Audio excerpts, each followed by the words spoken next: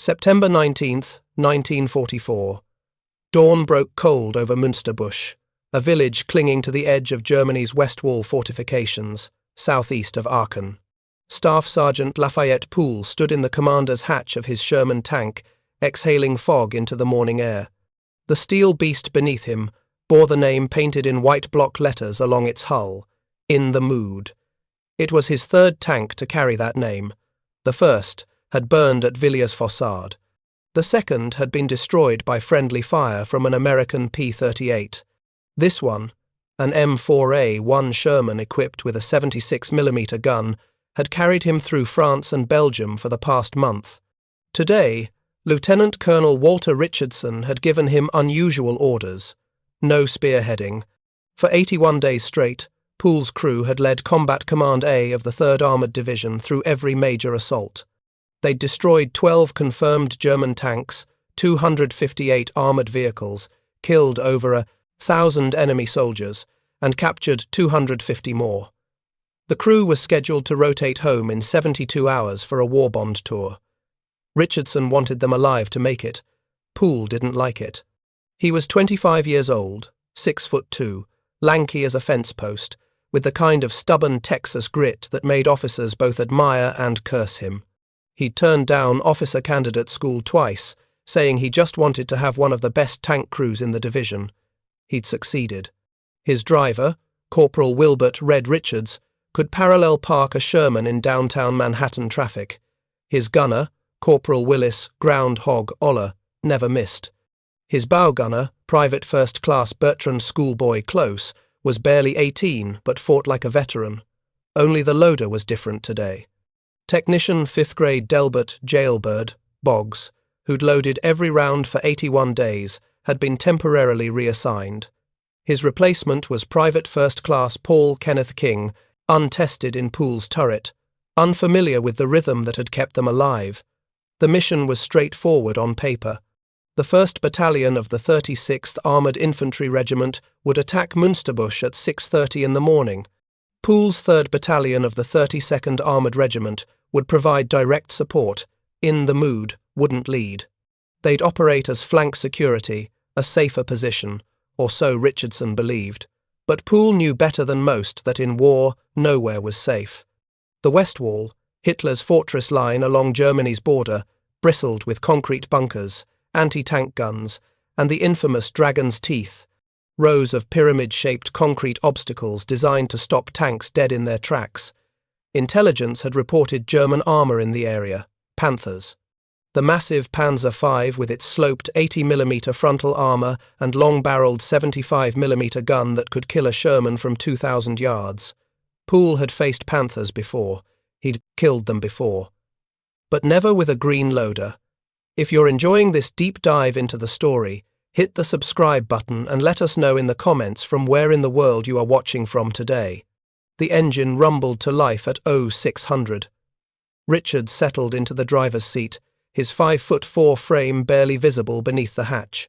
Pool always called him Baby over the intercom, a term of endearment for the best driver in Europe. Close manned the bow machine gun, his youthful face set with concentration. Ola adjusted his sight picture in the turret, methodical as always. King, the new loader, gripped a 76mm round with white knuckles. Pool could see the fear in his eyes. He'd seen it in mirrors enough times in June, when they'd first landed at Normandy. The column moved out in the pre-dawn darkness, tracks clanking against cobblestone as they navigated through the shattered remnants of what had once been a town. Smoke from artillery fire hung, thick in the air, mixing with morning mist to create a grey soup that reduced visibility to less than 100 yards. Pool kept his eyes scanning, restless, alert. Something felt wrong.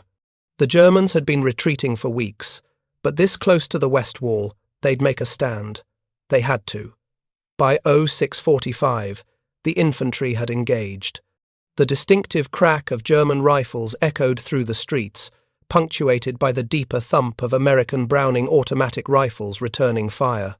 Pool's tank moved forward slowly, hugging the wall of a half-collapsed building. Richardson's voice crackled over the radio, calm but urgent, directing units into position. In the mood took up station on the eastern flank, exactly where ordered, not leading, supporting. Then the world exploded. The first German shell struck an H Company Sherman 50 yards ahead. Pool saw the flash, the immediate eruption of orange flame, the turret lifting slightly before settling back askew on the burning hull. The crew didn't escape. They never did when a tank brewed up that fast. His mind processed it in fractions of seconds. 88mm gun, probably Panther, concealed position. Close range, Panther, right side, Pool shouted into the intercom. Ola, find it. The gunner swung the turret, scanning through his periscope. King fumbled with the shell in his hands, trying to remember the loading sequence Boggs had made look effortless. Pool felt the seconds stretching, each one a lifetime. This was the difference between veterans and replacements. This was why Boggs mattered. Can't see 'em. Pool, Ola said, voice tight.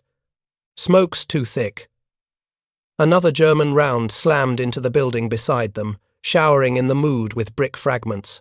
Somewhere in the chaos, American infantry were screaming for tank support. Pool made a decision. Orders be damned. They weren't going to sit here and die because Richardson wanted them safe. Richards, back us up 30 yards, then hard. Right. We're moving to higher ground. Pool, we're supposed to hold. Move. The Sherman lurched backward, tracks chewing pavement. Richards executed the maneuver perfectly, swinging the tank's bow toward a slight rise that would give them elevation and a better field of view. It also made them visible. Pool was counting on that.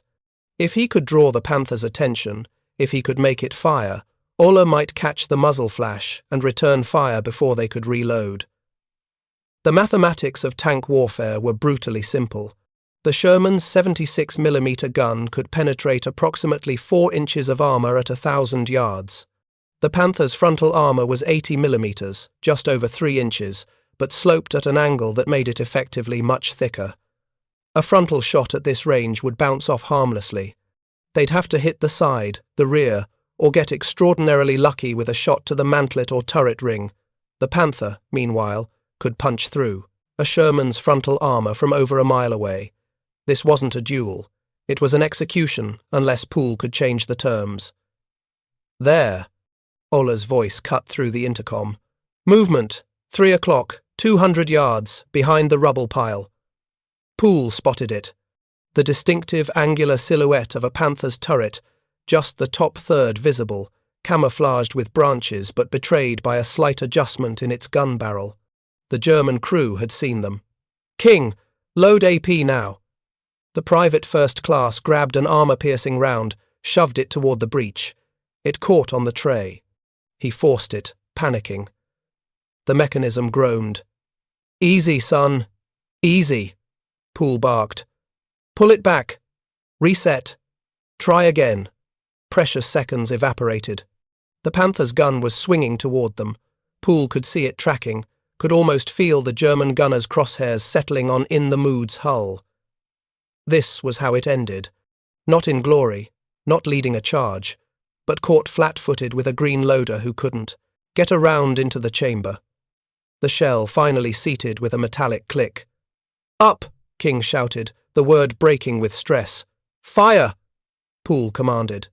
The Sherman rocked backward from the recoil. The 76mm round screamed across 200 yards of devastated landscape and sparked off the Panther's frontal armor, ricocheting into the sky. No penetration. Exactly as Pool had feared. The German tank was invulnerable from this angle. Richards, hard left. Now, get us moving. The driver didn't hesitate. The Sherman surged forward and left, engine roaring, tracks throwing up clouds of dust and debris. Pool was betting everything on speed and maneuver. The Panther would need several seconds to traverse its gun, to lead a moving target. If they could get to the flank, if they could force the German crew to rotate the entire turret, the Panther fired. The round passed so close, Pool felt the air displacement, a physical slap of overpressure that made his ears ring. It struck the cobblestones 20 feet behind them, detonating with a crash that rattled his teeth. Too close. The German gunner was good, compensating for movement, leading the target. The next shot wouldn't miss. "Keep moving, baby," Pool called to Richards. "Don't stop. Don't slow down." They were racing now, parallel to the Panthers' position, 40 miles per hour through rubble-strewn streets that could hide tank traps, mines, Panzerfaust teams. It was suicide to move this fast. It was suicide to stop. Pool chose the devil he knew. The Panthers' turret rotated, tracking them. Pool watched the gun barrel swing, calculating angles, distance, time. Ola was doing the same, waiting for the moment when the enemy's side armor would be exposed, when geometry and chance aligned. "Steady, Ola," Pool said quietly. "Wait for it." The Panther's hull was angled away from them now, its thinner side armor visible for just seconds as they sped past the rubble pile. It wasn't perfect, but it was the shot they had. "Fire!" The 76mm gun roared again. This time, Pool saw the impact. The armor-piercing round struck the Panther's side just below the turret ring, penetrating, detonating inside. Smoke erupted from the German tank's hatches. Secondary explosions followed as ammunition cooked off. The crew bailed out, stumbling through smoke, uniforms on fire. Pool didn't watch them burn. He was already scanning for the next threat, because there was always a next threat. But in that moment, racing through a German village with his third tank named In the Mood, he felt something close to invincibility. They'd beaten a Panther at close range with a green loader and impossible odds. They'd done what the Sherman wasn't supposed to do. What Pool didn't know, what he couldn't know, was that the 76mm gun in his turret represented America's belated answer to a problem that had plagued the Sherman since Normandy. The story of how that gun came to be, how American tankers learned to fight German heavyweights, was written in blood and wreckage across the fields of France. To understand why Pool's crew had to rely on maneuver and flanking shots, why a frontal engagement with a Panther meant almost certain death, you have to go back to the beginning. Back to when the Sherman was designed, when American doctrine assumed the tank's primary role was infantry support, not dueling with other tanks. Back to when nobody thought the Germans would build Panthers and Tigers. June 6, 1944, D-Day. When American forces stormed ashore at Normandy, not a single 76mm Sherman accompanied them. The 3rd Armoured Division, Pool's unit, wouldn't land until June 23rd. They came equipped with M4A1 Shermans mounting the standard 75mm M3 gun. It was a good weapon in 1942. By mid-1944, it was obsolete. The 75mm gun had been designed around a French field gun from World War I. It fired a relatively low-velocity shell, effective against fortifications and infantry, adequate against the Panzer III and early Panzer IV tanks the Germans fielded in North Africa. When Sherman crews first faced those German tanks in Tunisia, they'd found the 75 could knock them out reliably from most angles at reasonable combat ranges. But the Germans had learned painful lessons on the Eastern Front. Soviet T-34 tanks with sloped armor and 76mm guns had shocked the Wehrmacht in 1941.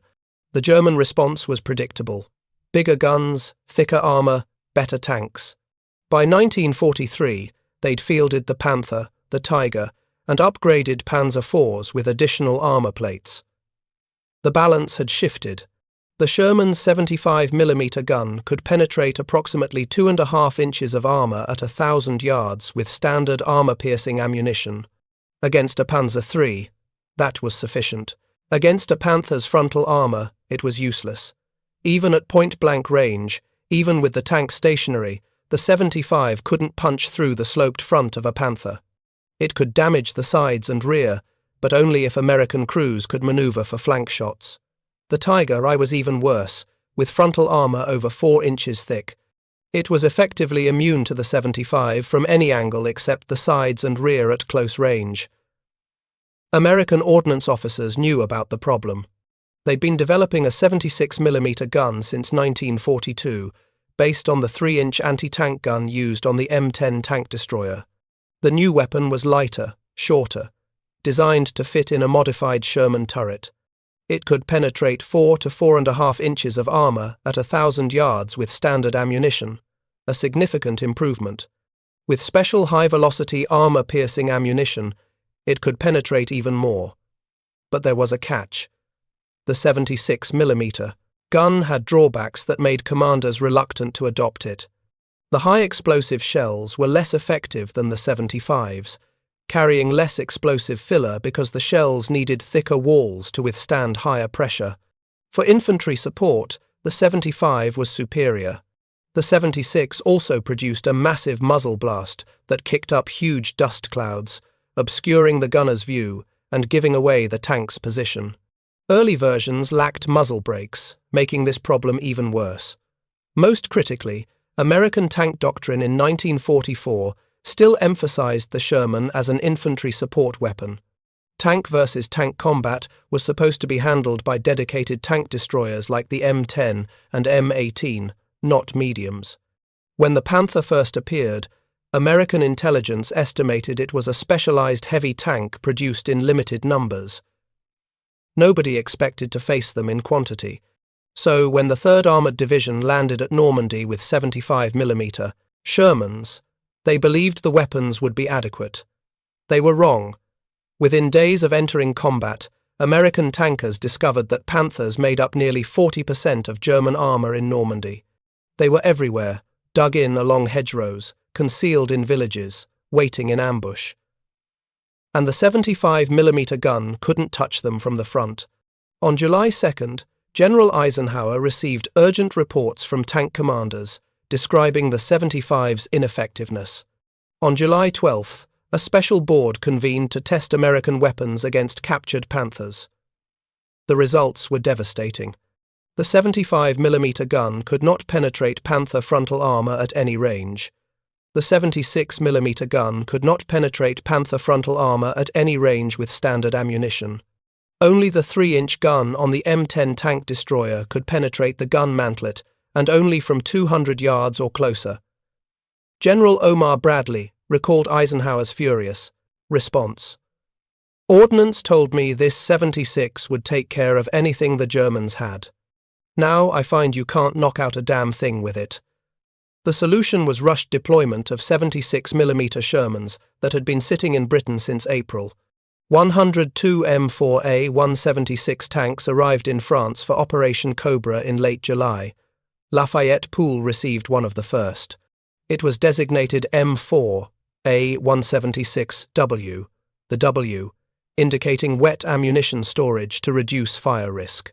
Pool named it In the Mood 2, after the Glenn Miller Orchestra song that was always playing on Armed Forces radio. The gun wasn't perfect. It still couldn't penetrate Panther frontal armor with standard ammunition, but it gave Pool and crews like his a fighting chance. From the side or rear, the 76 could kill a Panther. It could penetrate the turret sides, the engine deck, the lower hull. It forced German crews to be cautious, to keep their frontal armor pointed at American tanks to avoid flanking maneuvers. More importantly, it changed American tactics. Pool and other experienced tank commanders developed new techniques. They'd use terrain for concealment, approaching Panthers from multiple angles simultaneously. They'd coordinate with other tanks, one drawing fire while others flanked. They'd wait for Panthers to move, to expose their thinner side armor during maneuvers. They learned to aim for weak points, turret rings, gun mantlets, the gap between hull and turret. It was brutal mathematics. American doctrine assumed a 5-tank platoon would need to sacrifice 1 or 2 Shermans as bait while the others maneuvered for kill shots. The tank that drew fire rarely survived. The crew that volunteered to be the distraction knew they were trading their lives for a chance at victory. Pool refused to accept those odds. He developed a different approach. Pool's philosophy was simple: speed and aggression. Don't wait for the Panther to set up.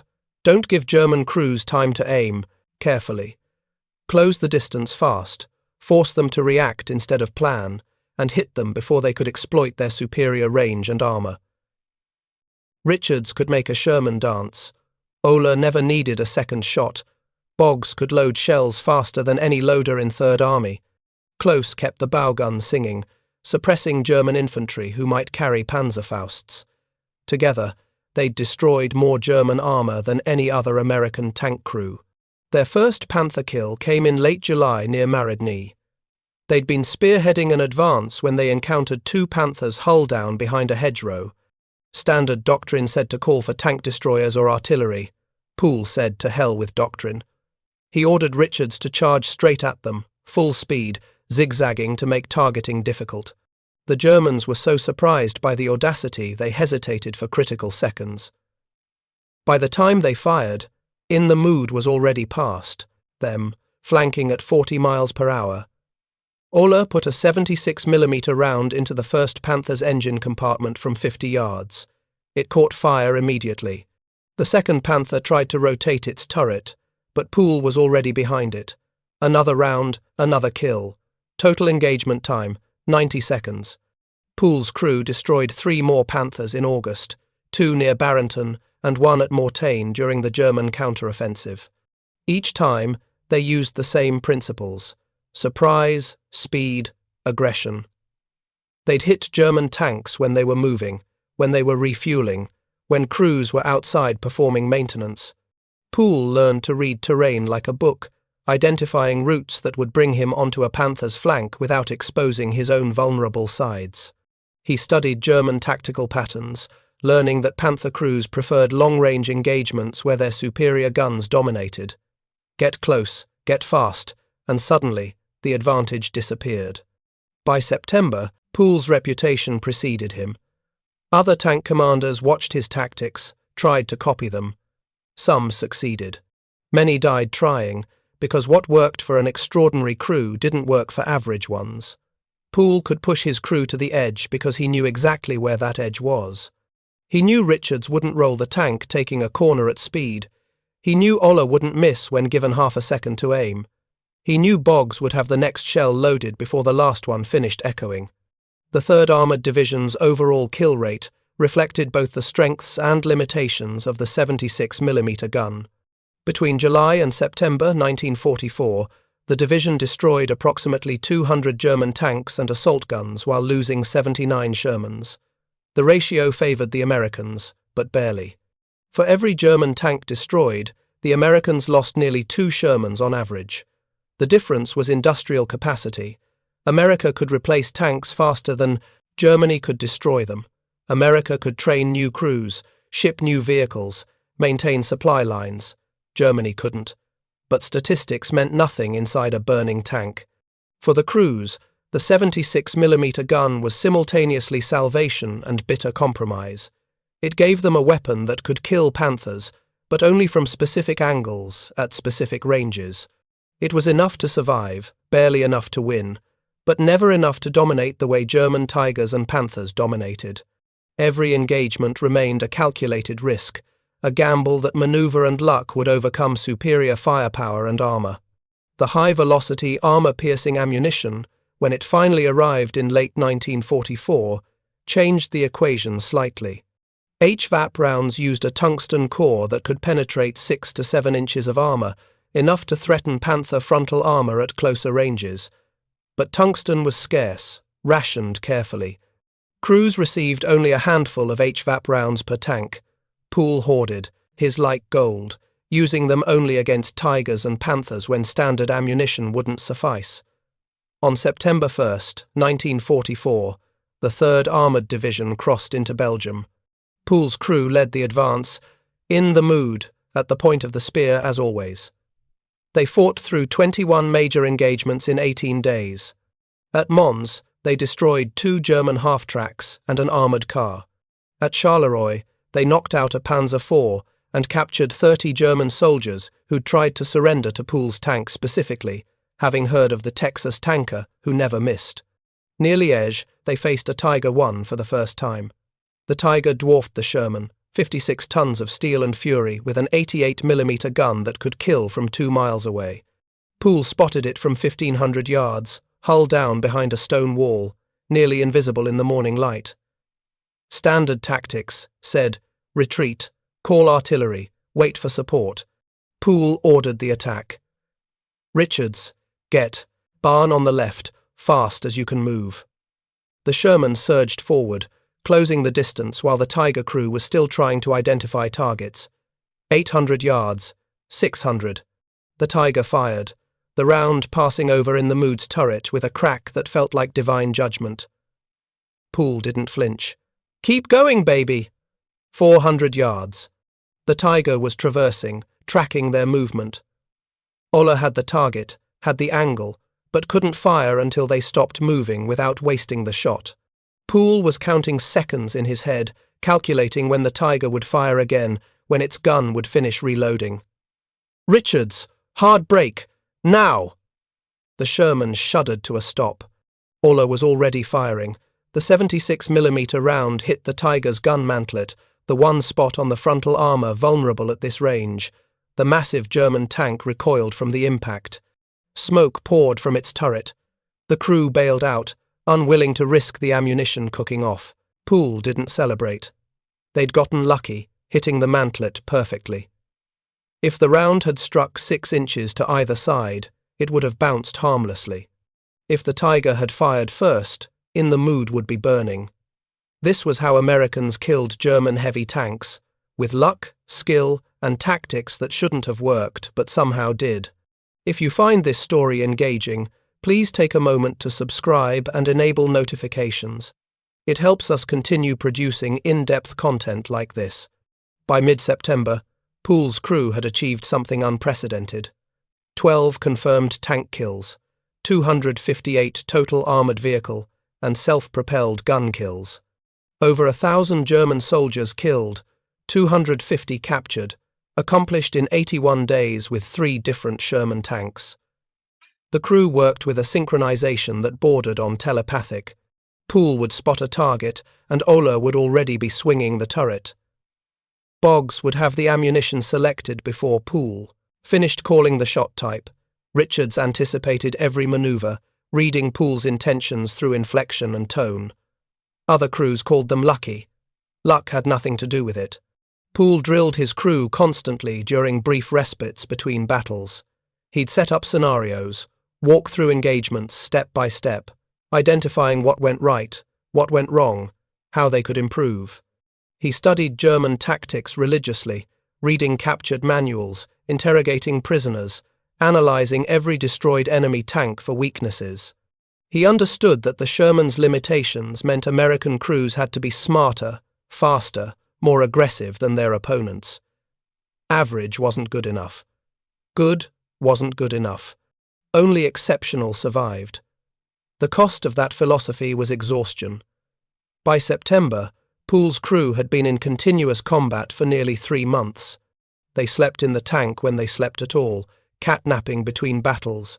They ate cold rations, drank chemical-tainted water from jerrycans, lived in a fog of cordite smoke and engine fumes. Richards had lost 20 pounds. Close looked 10 years older than his 18 years. Ola's hands shook when they weren't on the gun controls. Boggs moved with the mechanical precision of a man running on pure will. Pool himself was reaching the breaking point. He was claustrophobic, had always been, which was why he spent so much time standing in the commander's hatch instead of inside the turret. He rode the tank like a bucking bronco, as Colonel Richardson described it, always exposed, always vulnerable. He'd been that way since Normandy, when they'd lost their first In the Mood to a Panzerfaust. The German anti-tank rocket had penetrated the hull, and Pool had felt the tank become a metal coffin for eternal seconds before they'd bailed out through smoke and fire. He'd sworn never to be trapped inside a tank again. Better to die in the open than burn in a steel cage. That philosophy had kept him alive through 81 days of combat. On September 19th, 1944, it would fail him. The morning had started wrong and gotten worse. King, the replacement loader, was competent, but not Boggs. The rhythm was off, the timing imperfect. Pool felt it in his gut, the same instinct that had warned him about ambushes and flanking attacks for 3 months. Something was going to happen today. He just didn't know what. The engagement at Münsterbusch began as a carefully planned assault. The 36th Armoured Infantry Regiment would clear the town street by street, while the 32nd Armoured Regiment provided support and dealt with any German armour. Intelligence reported light resistance, mostly infantry with some anti-tank guns. The Panthers were supposed to have withdrawn during the night. Intelligence was wrong. When the German 88mm round struck the H Company Sherman, Pool's instinct screamed. This wasn't light resistance. This was a prepared defensive position with heavy armour. The Panther that fired that first shot wasn't alone. There would be others, probably dug in with overlapping fields of fire, waiting for American tanks to advance into the kill zone. Pool's decision to move to higher ground had revealed his position, but it had also given him the kill on the first Panther. Now, with that threat eliminated, he should have withdrawn to cover. Richardson's orders had been clear. Flank security, not spearheading. But the infantry was pinned down, taking casualties, calling desperately for tank support. Pool could hear the screaming over the radio. Men were dying while he sat in relative safety. "We're moving up to support the infantry." "Pool," Colonel Richardson said. "I know what he said. We're going anyway." The Sherman lurched forward into Münsterbusch proper. Buildings burned on both sides, walls collapsed into the street, rubble everywhere. German machine gun fire rattled against their hull, ineffective against armour, but deadly to any infantry foolish enough to be in the open. Close returned fire with the bowgun, short controlled bursts at muzzle flashes and suspected positions. They advanced 3 blocks into the town. The infantry rallied behind them, using In the Mood as a moving shield. Pool felt exposed, vulnerable, but the tactical situation demanded it. The Shermans had to push through, had to break the German defensive line, or the infantry would be massacred. Then he heard it. The distinctive, high-pitched whine of another Panther's engine, very close, overlapping with the rumble of his own Sherman. The sound was coming from the left, from behind a collapsed apartment building. Pool's head snapped around, scanning. There. The Panther emerged from concealment like a predator from tall grass, its long 75mm gun traversing toward them. It was less than 100 yards away, close enough that Pool could see the German commander's head in the cupola, close enough to count the road wheels. The Panther's gun was already aligned, already aimed.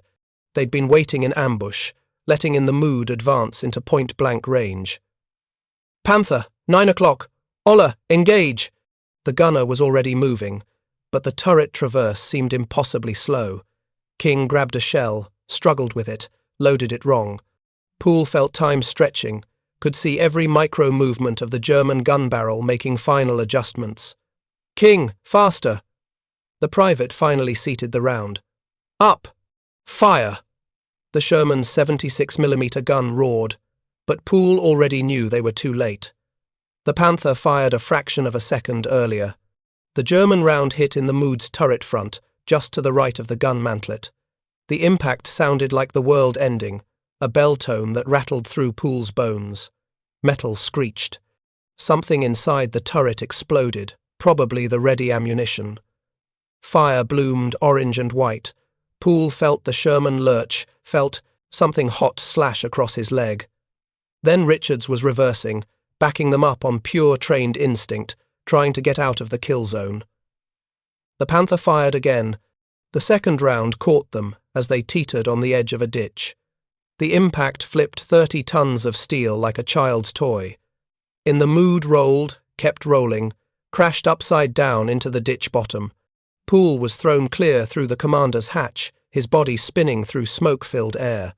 He landed hard 20 feet from the overturned tank, breath knocked out, legs screaming agony. He couldn't move it. Looked down and saw blood, too much blood. His right leg split open from shrapnel, bone showing white through red. Someone was screaming. Pool realized it was him. Hands grabbed him, dragged him away from the burning Sherman. Colonel Richardson appeared, face grim, injecting morphine into Pool's arm. The pain dulled to something manageable. Pool twisted his head, looking for his crew. Richards crawled out of the driver's hatch, face bleeding but alive.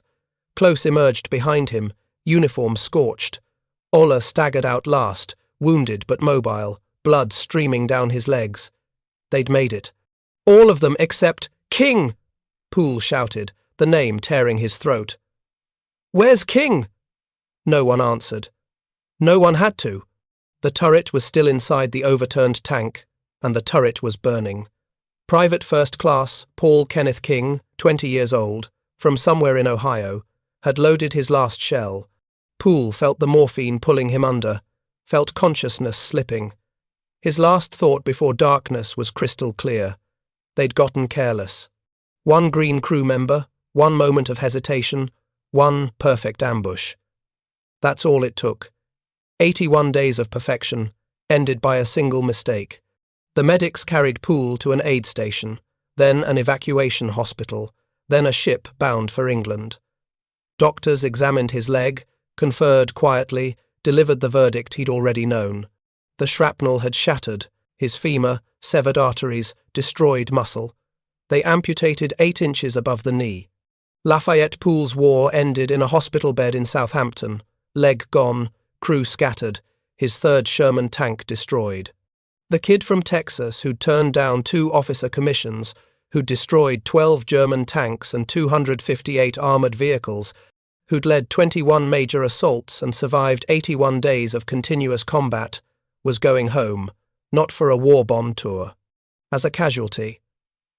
The aftermath of Münsterbusch rippled through 3rd Armoured Division like a shockwave.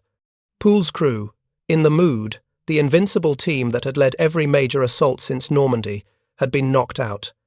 If they could be destroyed, anyone could be. Morale took a hit that Colonel Richardson worked frantically to repair. But the loss also revealed something important. Pool's tactics, his aggressive flanking manoeuvres and close-range engagements, worked. They were just impossibly dangerous. In the hands of an exceptional crew, they turned the Sherman's weaknesses into advantages. Speed mattered more than armour. Crew coordination mattered more than gun caliber. Aggression mattered more than caution. But exceptional crews were rare, and even they couldn't sustain that level of intensity forever. The 76mm gun had given American tankers a fighting chance against Panthers and Tigers. It wasn't enough to win tank versus tank duels through simple firepower, but combined with superior tactics, better crew training, and overwhelming numbers, it was enough. Just barely enough. By the time Germany surrendered in May 1945, American forces had destroyed thousands of German tanks. The Sherman had proven itself not through technological superiority, but through reliability, mass production, and the skill of crews who learned to outthink opponents they couldn't outgun. The 76mm Sherman represented American pragmatism at its finest.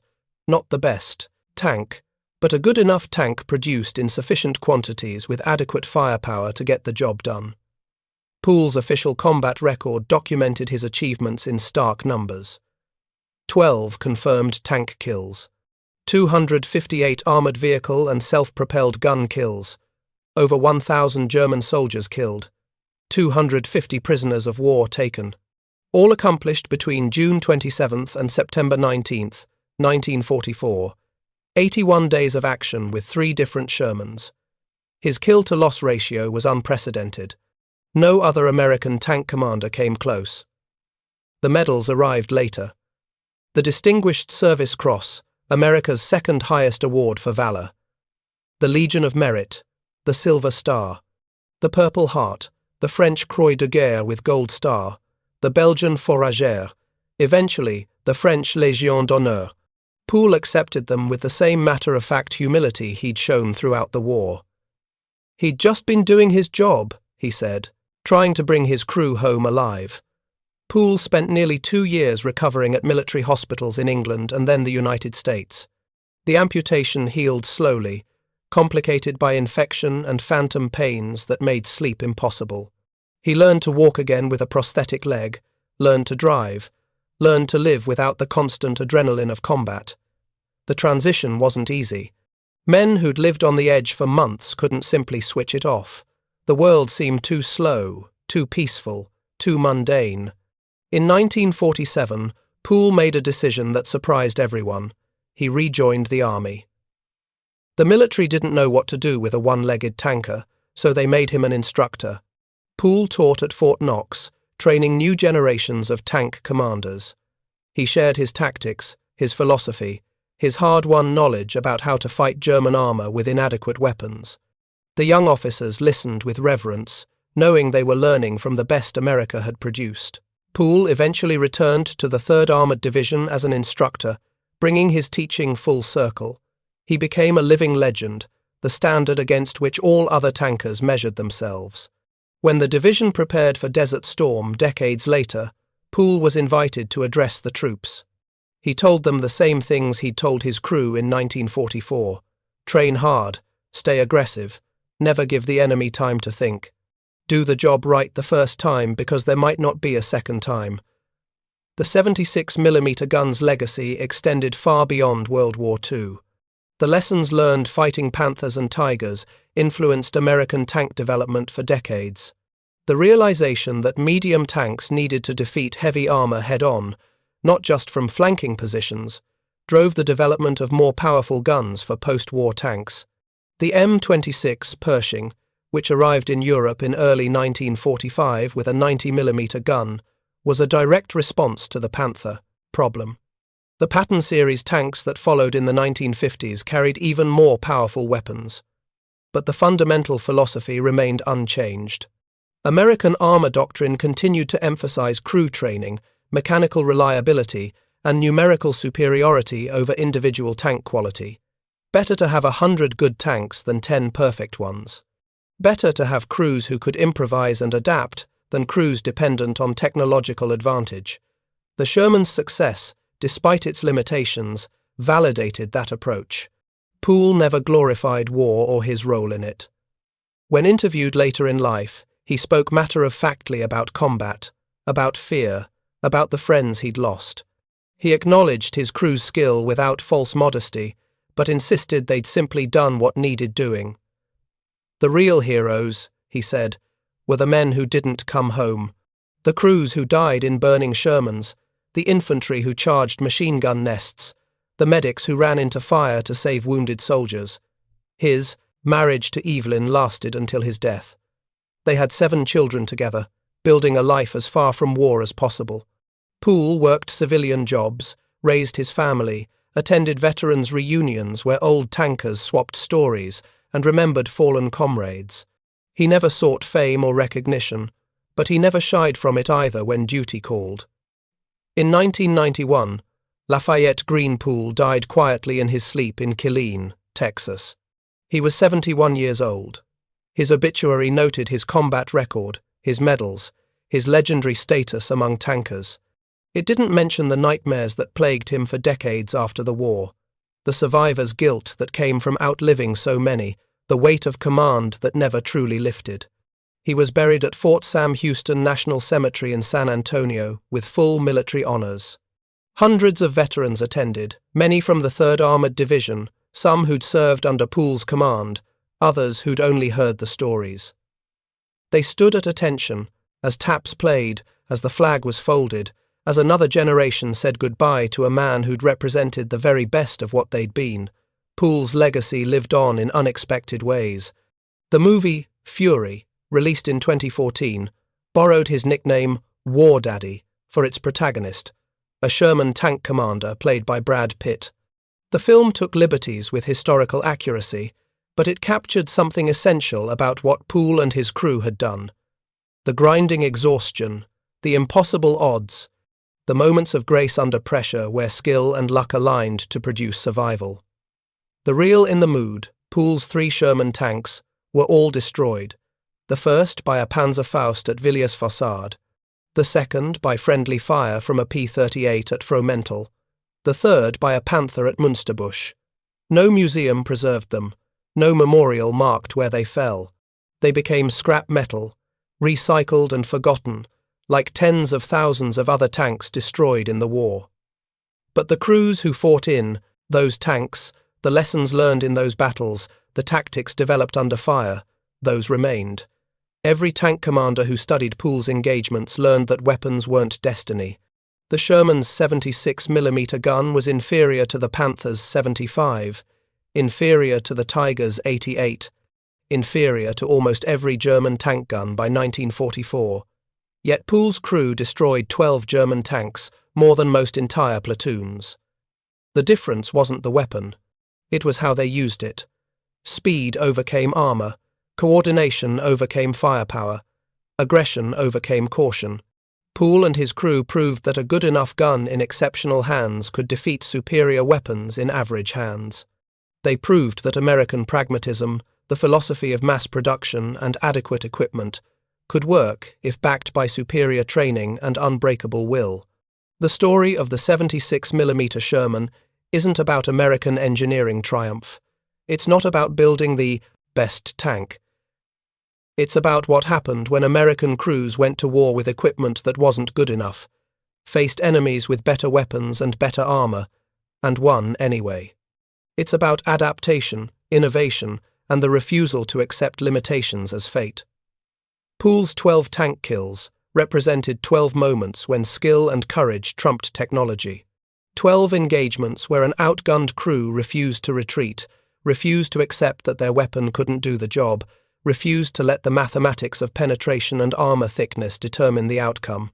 They changed the equation, fought smarter instead of harder, won battles they should have lost. That was the real legacy of the 76mm gun. Not what it could do, but what American tankers did with it when doing nothing wasn't an option. Every Sherman that flanked a Panther, every crew that survived an ambush through quick thinking, every tank commander who brought his men home against impossible odds. They were all living proof that weapons were tools, not destinies. Pool understood this better than most. He'd survived 81 days in combat not because his Sherman was superior, but because he'd made it superior through tactics and training. He'd turned a disadvantage into an advantage, forced the enemy to fight his kind of battle instead of theirs. Close range, fast-moving, unpredictable engagements where German technological superiority couldn't be brought to bear. The cost of that approach was measured in destroyed tanks and dead crews. Pool's 3 Shermans, gone. Private First Class King, dead at 20.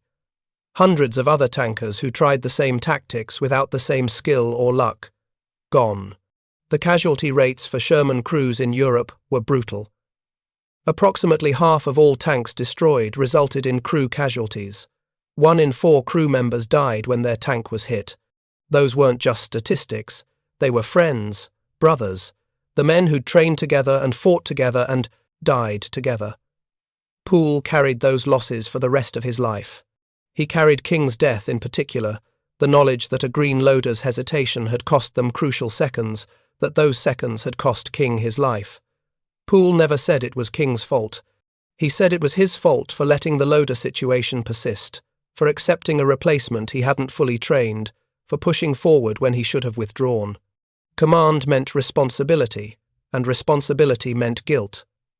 But Pool also understood that guilt was the price of survival. Every commander who brought his crew through combat alive did so by making decisions that cost other men their lives. Every tactical choice involved trade-offs, calculations of acceptable risk, bets placed with human lives as currency. The job required a certain hardness, a willingness to send men into danger knowing some wouldn't return. Pool had that hardness. He'd led 21 major assaults, always from the front, always in the mood at the point of the spear. The Sherman tank, with its 76mm gun, its sloped armor, its gasoline engine, and its reputation for burning, became the symbol of American armor in World War II. Not because it was the best tank, but because it was there in overwhelming numbers when it mattered most. 49,000 Shermans produced, thousands destroyed, thousands more fighting through France, Belgium, Germany, Italy, North Africa, the Pacific. Pool's story wasn't unique. Thousands of tank commanders fought with the same disadvantages, faced the same impossible odds.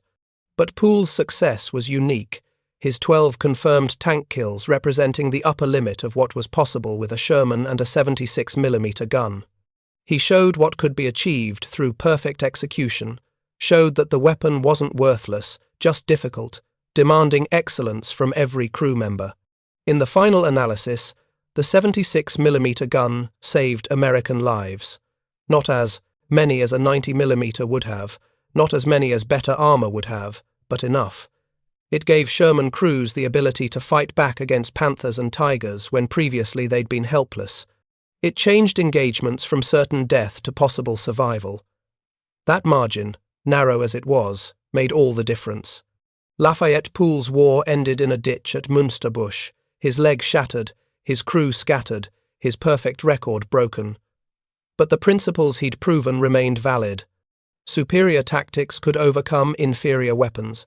Exceptional training could defeat superior technology. American crews, properly led, properly trained, properly equipped with even adequate weapons, could defeat the best Germany had to offer.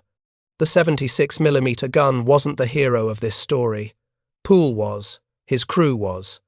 The thousands of other tankers who climbed into Shermans every day, knowing the odds were against them, knowing the Panthers had better guns and thicker armor. Knowing they might not survive the next engagement, but going anyway, because that was the job. They won not through superior weapons, but through superior will. They won because America could replace every tank they lost and Germany couldn't. They won because crews like Pool's refused to accept that good enough meant inadequate. They made it enough through skill and sacrifice and stubbornness. That was the real story of the Sherman tank. Not a weapon that dominated through superiority, but a weapon that prevailed through quantity, reliability, and the courage of the men who crewed it. Pool's 12 tank kills represented the peak of what was possible. Thousands of other crews represented the average of what was necessary. Together, they were enough. Thank you for watching. For more detailed historical breakdowns, check out the other videos on your screen now, and don't forget to subscribe.